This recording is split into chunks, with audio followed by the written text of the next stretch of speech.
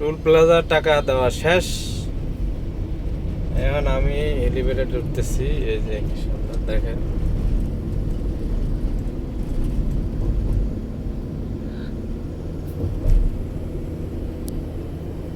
এখানে 80 টাকা নিল আমার থেকে। তো 80 টাকা নিলে কি ফায়দা, নিচে অনেক সময় অতিরিক্ত আপনার জ্যাম থাকে রাস্তার নিচে। তো এখন আমি সর্বোচ্চ 4-5 মিনিটে আমি কি বনানী নেমে যেতে পারবো।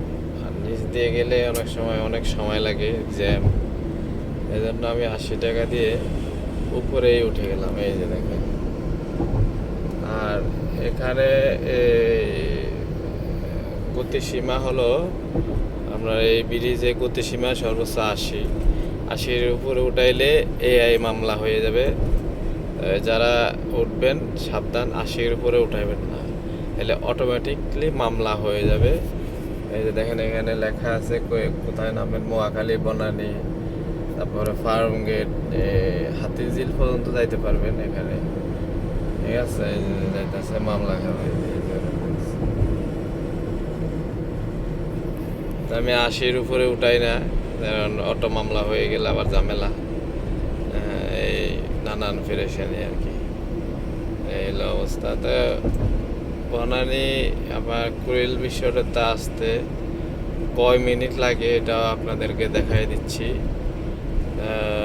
আমি বনানীর কুড়িল ফ্লাইওভার টুল প্লাজা দেওয়ার পরের থেকে ভিডিও শুরু করছি। এর আগে একটু ভিডিও আছে, আপনাদের দেখাবো। এখন আমি কিন্তু চলে আসছি বরাবর 80-এর উপরে না ওঠে গাড়ি, এটা আপনাদের ফলো রাখতে হবে।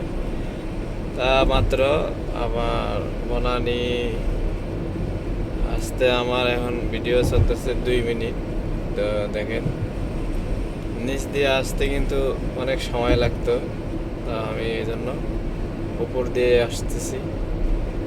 80 টাকা আমার থেকে চার্জ নিল টুল প্লাজাতে, মানে ব্রিজ ভাড়া নিল 80 টাকা। নিলে দেখেন, এই যে আমি বনানী চলে আসছি 2.5 মিনিটে। এই যে বনানী, মোয়াখালী, হাতিঝিল লেখা। এই যে এটা হলো বনানী নামার যে ব্রিজটা, মানে আপনি এখান দিয়ে বনানী নামতে পারবেন। অলরেডি আমি বনানীর ব্রিজের নিচে নেমে যাচ্ছি। তো সর্বোচ্চ আমি আমার লাগছে বনানী আসতে 3 মিনিট। 3 মিনিট এখনো হয় নাই, এখনো 10 সেকেন্ড বাকি আছে। আমার লাগছে সর্বোচ্চ আসতে 3 মিনিট। তো দেখেন, এর ক্ষেত্রে লাভ। নিচ দিয়ে আধা ঘন্টা 1 ঘন্টা অনেক সময় লাগে, আরো বেশি সময় লাগে। দেখেন, এই যে বনানী মোড়, এই যে বনানী কাকুলি, ঠিক আছে। তো যারা যারা উপর দিয়ে আসতে চান, এই ফায়দা আছে আপনার।